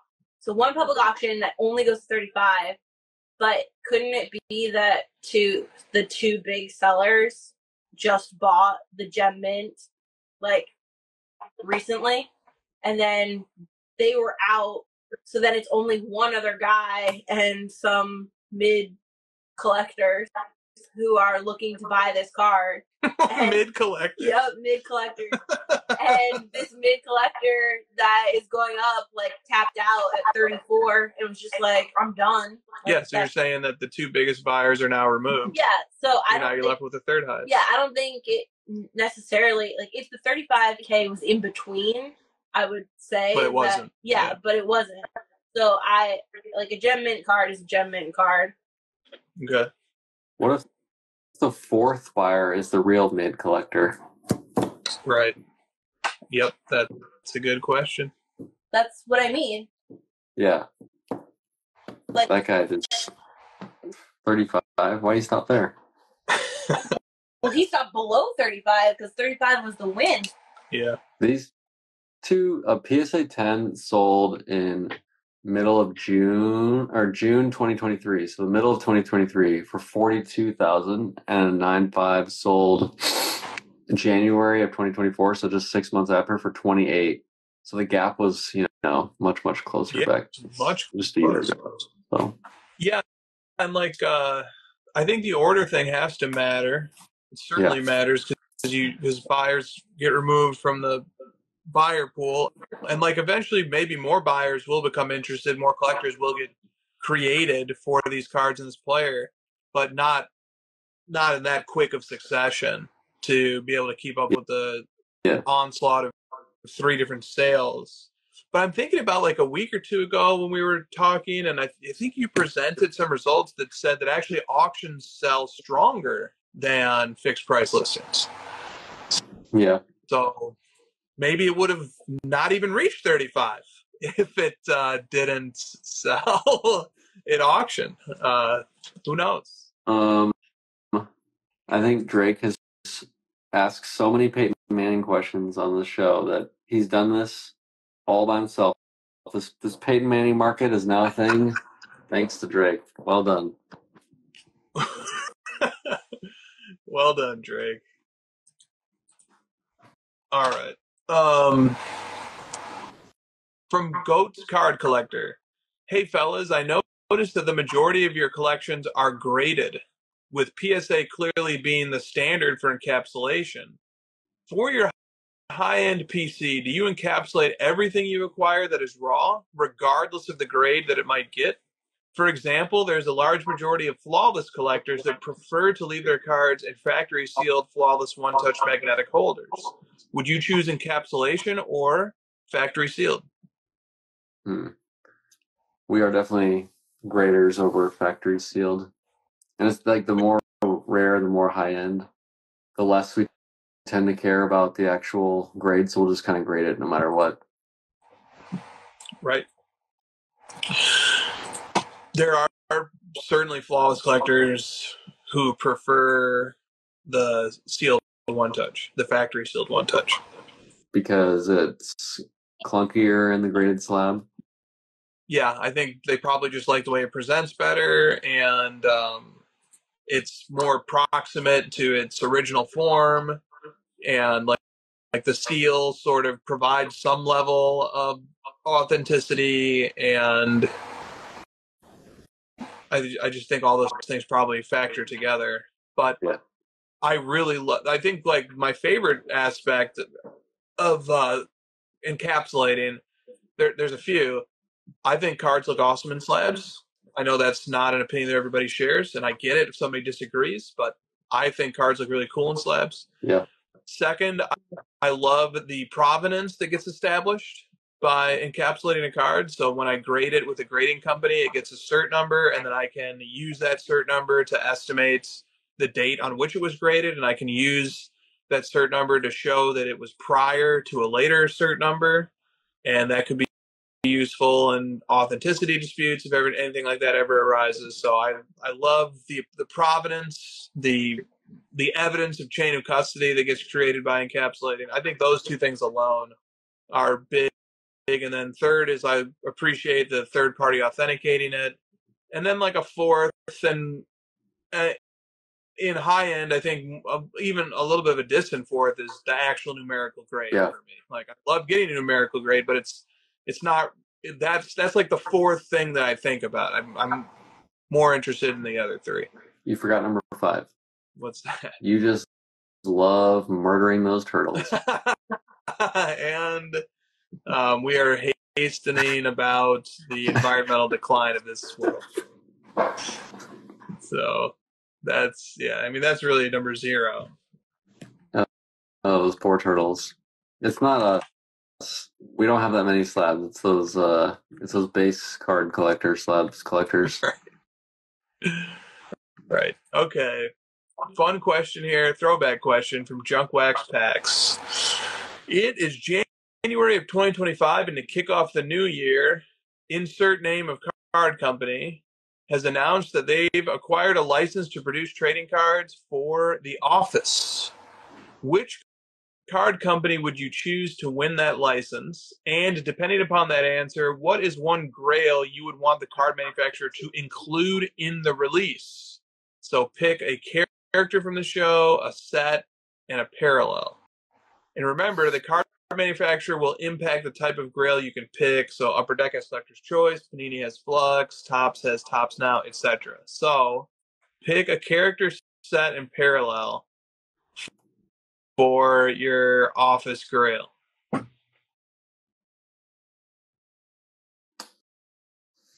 Man, I mean, I'm pretty impressed with this Disney set. Let's just go Topps Chrome. Let's just let them let's let them run it back with Office. We've got the Michael Scott base set number 1 Superfractor. Nice. Okay. Do you have... Okay, so I'm just trying to get a little bit goofy here. How about... Help me out with this, okay? Because I just don't have the memory. I don't have the memory of like the recall of the shows anywhere near that you or Christina has. But I want to go with Dwight. Smart. And I want to go with patch auto 1 of 1. But what would... So first of all, what would the... okay, and the brand, we'll just go with NT, okay? Yep. But it's going to be... It's not going to be unaffiliated patch. This is going to be game worn. So first of all, he needs an inscription, okay? And what would the inscription be? A great Dwight quote. Got you. And then I need the patch to come from a memorable moment. Like I'm ready to go. If Christina's got something, that's fine. But no, please. Let's go. The patch has to be a mustard yellow shirt. The Dwight Schrute trademark mustard yellow. Nice. And Christina can probably beat me on the quote, but the first thing that came to my mind, it is your birthday. Okay, yeah. Period. Yeah, that's good. That's good. That's this. All right. That's a good one. Yeah. Love it. I'm going to Google Dwight Schrute quotes. You ready for this? This is where we're at. Yeah. Oh, fucking ad blocker. Fuck off. Real what's the episode where Dwight is like announcing everybody who comes and goes from this barn? That's the wedding. The wedding. I want something gamies from that. It's a fancy party. He's trying to impress Robert California, the new boss. Oh yeah. Okay, yeah. He's like, Jim Halpert. Yeah, it's because I want something like that. Jim wrote a fake book about like garden party of like how to have the best garden party, and he wrote the book and like sold it to him on Amazon, and he's got all these stupid suggestions. All right, here's some quotes. Whenever I'm about to do something, I think, would an idiot do that? And if they would, I do not do that thing. There's too many people on this earth. We need a new plague. Today, smoking is going to save lives. Oh, what a great show. Christina, do you have a card that you want to? Obviously, it's going to be Michael Scott, 1/1. Like, you guys are fucking ridiculous.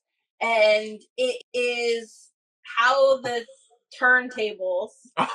Okay, all right.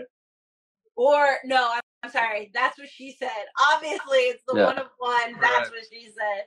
Yeah, that's the most iconic. Yeah, it was right there. We all missed it. Yeah, it's very iconic. Yeah, it was tough to see. Yeah. Yeah. And so you're saying that's going to be the inscription? Yeah, since you guys went with that, I'm going to go with Upper Deck. Since you chose Panini and Josh chose Tops, like I'll go with Upper Deck. Okay. And I'll have Jean McLeod design the entire set, and I'll take her Michael Scott 1/1. That's what she said. Look at this. All-time Michael Scott quote. This site ranked him 25 all the way down to 1, the best Michael Scott quotes of all time. Number 1 is "That's what she said." Number 2, yeah. Would you rather be feared or loved? Easy, both. I want people to be afraid of how much they love me. And another one to tie in Upper Deck and sports cards is "You miss 100% of the shots you don't take." Wayne Gretzky, Michael Scott. That was number 25 on this site. 20. That should have been higher. I'm not gonna lie. Number 3 is "I have cause." It's because I hate him.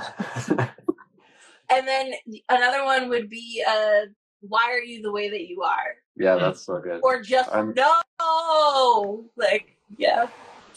There's another one where Ryan comes back and Kelly's like trying to impress him by acting like she doesn't care about him, and then he comes in and she's like, "I have a question. How dare you?" Kelly Kapoor quote. That'd be a good one. Yeah. The mustard. I like the patch. It's got to be the mustard shirt. Yeah, mustard shirt patch. Kelly Kapoor also had a great quote where she's like, "I'm smart now," or something like that. Mm-hmm. When she won, like she got like the business classes for free. I don't remember exactly. Call Me Pills gives a good idea. He says, well, he made me think of, well, there could be a prison monopoly, The Office, and then an I declare bankruptcy parallel. That's the clever stuff we need from the chat. Thank you, chat. Yeah, Kelly's number 1 quote. I have a lot of questions. Number 1, how dare you? George says Toby would be the worst card in the set. He just has like one shitty parallel. It's like some stupid tie-dye parallel or something. Or the brick parallel. Remember when Michael's like, he has his last day and Michael got him a brick for his going away present? Who's somebody who was like a bust, like just showed up for a little while, was a hot prospect, but just busted? The interns at the end. Yeah, a lot of the characters at the end were pretty bad. Will Ferrell. Yeah. Because you need a few busts, right? You could do a whole like insert set of the people who applied, all the celebrities that applied for Michael's job. Nice. Like Ray Romano. Those would be the equivalent of those would be the equivalent of the Tom Brady Montreal Expos card. Yeah. Yeah. There is a character that they fired in season 1. His name is Devin. Because remember, they're like, are we going to fire Creed or Devin? So it was like, man, one of these guys is like not going to be on the show anymore. That would suck. And it's Devin. Okay. And on the pilot, there's like 3 or 4 background characters that are in the office and have desks, and you never see them again. Good. Yeah, I mean, they need cards too. Those are prospect cards. Those are Bowman firsts. The CJ Stroud cards. The lotto card should be the warehouse staff who won the lotto. What a great show. How many times have you've seen it once all the way through, Chris? Once, that's it, yeah. Not bad. Yeah. I think I've only seen it twice all the way through. Yeah, no, I mean, this winter might be a good time to bring it back.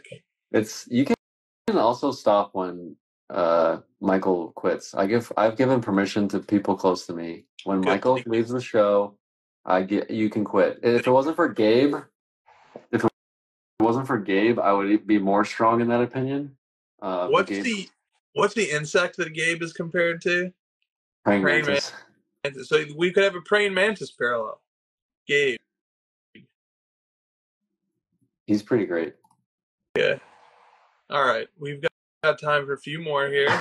Speaking of Call Me Pills, he writes this question. With your card ladder collection, what is the best way to estimate the value of cards that have no recorded sales, like Pop Ones or One of Ones? I like to do, let's see here. Oh, unlike the estimate part of it, right? Mm-hmm. Yeah. I like to do index plus manual sale. So this screen. So people think like you have to find the sale to match it to. You can match it to any sale, any index. It's like completely all up to you. It's completely manual. You can search whatever you want. You can even at the end just like set whatever price you want on the sale. You don't even have to like go by what the sale is.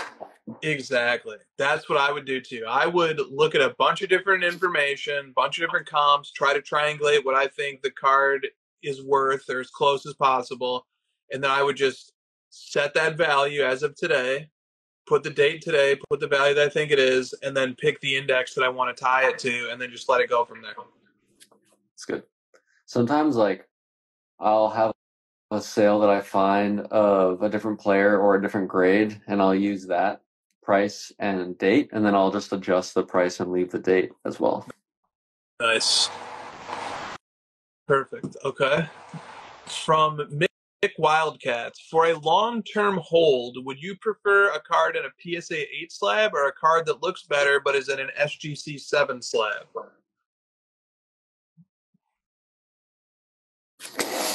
Is it the looks better?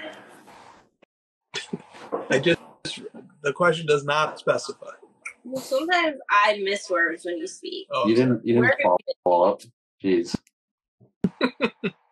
Also, yeah. I've never been in the crowd of like, I'd rather have the lower grade that looks better. I've never been in that crowd. I've always been in just give me the higher grade. Yeah. Yep. Buy the card, not the slab. I don't know. I'm kind of both. Well, I think vintage, like, buy the card, not the slab, makes sense. But for, like, a modern card, people would be like, well, why the fuck is it a 7? Like, if it looks good, why is it a 7? Like, something must be wrong with it. Whereas vintage, it's like, oh, like, it's nitpicky, whatever. Yeah. With vintage, you can say, well, technically the corners aren't sharp enough, but the eye appeal is much better on this 7 than... Yeah. So if it's vintage, I'm going with 7. Yeah, that's a great point. It totally depends upon the category. That's why I asked. Thank you. Yeah. No, you can ask. I'm just saying, don't ask me. I didn't ask the question. Just ask the ether. In my world, you did ask the question. In your world? All right. The thing that kind of trips me up here is like, if it looks better and it's in an SGC 7, why can't I take it out of the SGC slab and submit it to PSA? And if it looks great, like, why wouldn't it get a better grade? Like, does it have a crease or something that's holding back the condition? Because if it does, then I would say, like, that crease is impairing its look. In other words, it's sort of it's hard to fathom a card truly looking better, at least in the ultra modern category, a card looking better in an SGC 7 slab than a PSA 8. Although it can happen. Like maybe the SGC 7 has a way better patch or something, or a bigger, bolder autograph. I'm just the question is a little bit strange. I'm just not quite sure what it's really trying to get at. Are you reading more Michael quotes? Yeah. That's good. So good. Give us like 2. For each 2 more. question, we earn 2 Michael quotes. All right. Hold on, let me get it back. I was also looking at GameStop. Games. It's just like, you have to like really get deep in the show to appreciate Gabe. You can't just like know all the main characters and like Gabe. You gotta know everything. All right. I'm not superstitious, but I am a little stitious. yeah, that's good. You cheated on me when I specifically asked you not to. You know what they say? Fool me once, strike one, but fool me twice, strike 3. Nice. Little George Bush inspiration on that. Okay. This one from Zona Sports AZ. This person has raised this topic a few different times, and so glad we got to get to it today. There is another Dallas card show going on. So what is the update on the biggest story in hobby history, the $1 million heist? Did we ever get an update on this? We don't have anything, right? I have no update on this. The police are still investigating? I don't know. I don't know if they're still investigating. I feel like we have this issue all the time. We never actually get closure on any of these. Yeah. Because it's like once you're very upset and you post that someone stole your card, but when you find it, you just move on. You don't go back and tell everyone. Yeah. Yep. Yeah, it is quite frustrating that people got involved with this and they got concerned over it, and maybe they even reached out or tried to make an effort to help. And I can understand being frustrated by the radio silence on this. I mean, that's a terrifying situation that a 7-figure amount of cards is just stolen from a card show that's heavily surveilled and has a heavy security presence. So, if they had insurance involved, I don't know. Maybe they got the insurance money. Maybe, but that would be nice to know. I think there should be a follow up. So put that into the ether.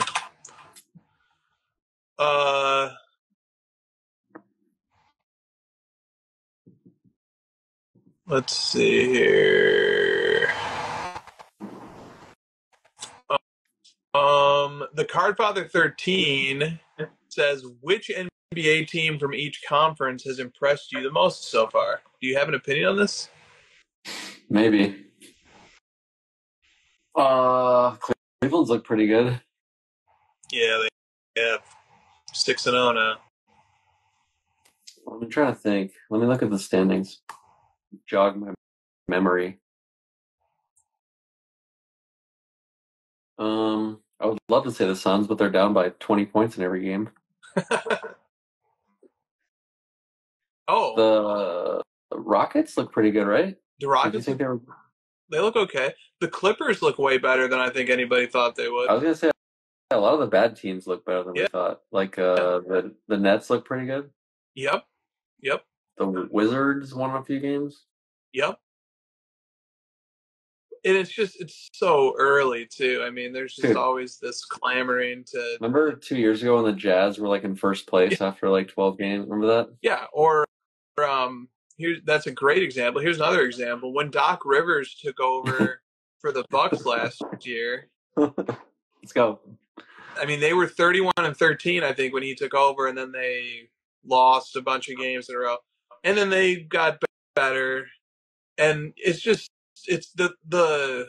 there's a weird bias around, like, if this happens in the NFL too, like if a team starts 2-5 but ends up, you know, uh, 10-7, like then we're just like we don't notice the 8-3 part of that season that got them to 10-7. We just noticed the 2-5 because that's the record that we saw when the season kicked off. But like they also had an 8-3 season, and if they had started 8-3 and then finished 2-5, we'd be way more impressed with them than the situation where they start 2-5 and finish 8-3. And like in the NBA, it's like, dude, I mean, people are like writing the obituary for the Milwaukee Bucks, and it's like, I'm not going to do that yet. They're 1-4, but they also had a rough stretch last year where they were terrible for a few weeks, and then they played my teams, and they were a really scary team again, and they beat us. So I'm just not prepared to write off teams after 5 or 6 or 7 games or 10 games. Now, when you start getting to 20, okay, now if they're like 7-13, yeah, then I have to say, all right. Well, Bill did his like reaction to his over-unders after 4 games. Bill, like maybe wait a little longer. He's like, let's see where they've moved. Oh, this team has moved 2 games on the. It's like he's like they're questioning the Grizzlies for like 10 minutes. Like they're 3-3, guy. They're not 0-50. And they were without Morant for like 3 of those games. I was so confused. Like, why are we looking at this already? Of course they haven't moved much. It's been 5 games. They were really congratulating themselves on the Magic too. And yeah, now they're screwed. Now they're screwed. They're without Paulo for 4 to 6 weeks. They're absolutely screwed now. It's like he's just loving. He just wanted to do that so he could shit on the Sixers. Like he just loves this whole anti-Embiid thing. He's just loving it. Yeah. Yep, people are definitely loving the Embiid dump fest. Except for Goldsberry was like the resurgence of the Lakers. They're the only team in the top 9 of the West with a negative point differential. Very excited about that. Yeah. I loved when they just absolutely eviscerated the Timberwolves on opening night. The Warriors have the best point differential in the NBA. Yeah, without Curry. With Buddy Hield as their best player. They are averaging winning games by 20 points. That's great. Their opponent's points per game is under 100. Wow. Well, I guess they're the champs. So that's that Draymond effect. All right. Let's pick a title. We should title this Let's Pick a Title. I love that. That's terrible because we got some good ones, though. Yeah, but I'm writing it down. Eventually, that is going to have to be a title. Okay. First up, we have 600 weeks to get the first question. It hasn't been quite 600 weeks. Sounds about me. It's been like over 200, though, for sure. It's fine. Get your tree in order.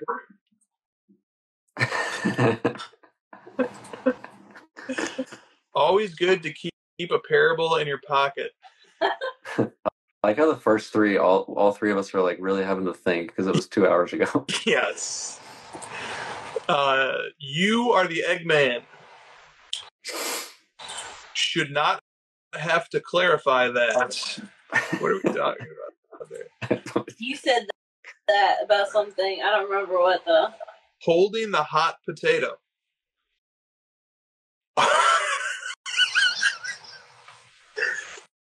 Ohtani didn't do jack shit. That's the winner. That's so the winner. I don't care. That's the winner. That's the fucking winner. It just rolls off the tongue so nicely. It did. Playfully poking somebody. Pause. Vault Ingestion Day. I feel like we've used that before. No, we have not. We had Acquisition Day. That's crazy. Okay, Shit Beast Regulation Head. Dude, if we read these before, like, if we could go back in time and read these before we did the show, it would just be like, what the fuck is the show gonna be? Oh, we should start doing that. How could we do that? Stiff should clip out this part of the podcast and put it at the beginning. Yeah. To like tease everyone of like all the things that we're gonna say. He's gonna love me when he hears us. Yeah. Then we have finally we have Mid Collectors. Oh, sorry, that's good. I like that one. I like Mid Collectors. And we have one more, Sapphire Simps. No, that's stupid. The Otani Jack shit one is pretty good. Yeah. Okay. All right. It's really. We wanted it to be political, though, right? We tried to like force it to be political. Yeah, it just didn't. It didn't happen. You know. I mean, I was hitting all of the key topics. Like I don't know. You did. I couldn't have done any more. Maybe you two should have stepped up. Yeah. You can't force the sub. You can't force the caption. You can't. You cannot force it. Otani, you don't like this one though. This one. Oh, I like it. I'm just scared of it. You got what? So what was happening? You were getting DMs from a story post you made or something? No. A friend of mine was sending me Otani propaganda. There you go. Propaganda and rhetoric. Oh, yeah. Yes, exactly. And then I replied I waited till the World Series was over. And part of the Otani propaganda was like anti-Judge stuff, you know, like all these Judge memes. And I was like, well, what were Otani's stats? And yeah. Oh, did you listen to the Simmons rant about the Yankees? Like how he loves to hate them, and you have to have teams to hate. That's how you're passionate. Did you hear that? Might have skipped his baseball talk. He made some snide backhanded comment about how if you leave Judge in center field, this is what you get. You know, you get an error. That was his first error of the season. Oh, fuck you, Bill Simmons. You were wrong. He's a good fielder. What do you expect from a Red Sox fan? It's just like such a backhanded comment with no data. He's just like, oh yeah, he sucks at center field because he's big and slow, right, or whatever. And it's like that was literally his first error all year. That's so brutal. That's really brutal. Come on, Bill. All right, so what are we going with? Are we doing the Otani one? If you want to, I'm fine with it. Is that the third one? I highlighted 3. Otani didn't do jack shit. Vault Ingestion Day. Mid Collectors. I'm okay with the Vault Ingestion. If you did that one, I wouldn't be mad. I mean, there were people clamoring for us to work the word ingest into the title. Yeah. Really? And the Otani one is it's a little bit too poignant. It's too focused. It's too on the nose. Yeah, you know what I mean? Like it's like we're actually putting someone's name in there now. Come on. Right. I mean, it's gonna piss off a lot. I mean, Otani is like he's very important to the hobby right now, you know? Exactly. Like a lot of ball holders. A lot of ball holders. Pause. See, like if the title was a lot of Otani ball holders, that's a little less direct. The directness of like Otani, we might as well just title it Otani sucks. Yeah. I think Otani is bad. Let's do the ingestion. Yeah, all right. Like, I mean, even if it was he didn't do jack shit, but we knew, like, and everyone knows that we're talking about Otani when you listen to it, I think it would have been okay. Also, you can't go back and edit. Yeah, I agree. Like, Biden went back and edited his transcript. I love all the strays that the political people are getting tonight. Yeah, we can't go back and edit the transcript. We just have to live with As the I transcript. mean, unless you're yes, and then you literally can't. All right. Oh, I love these strays. See you guys next year. Maybe. CY Card Ladder is the most respected sports card analytics app on the market. We have virtually every card in our system. If the card you are looking for ever sold on one of these platforms, you can find it using Card Ladder's sales history. Easily find recent comps and get a better estimate what your cards are worth. CY Card Ladder is the most trusted and the most reliable sports card analytics app on the market. We know what you want, because Card Ladder was created by collectors for collectors. Join the innovators, not the imitators. Card Ladder, constantly innovating. Try it for free. CY Card Ladder is the industry leader in sports card data. Card Ladder, we're just getting started.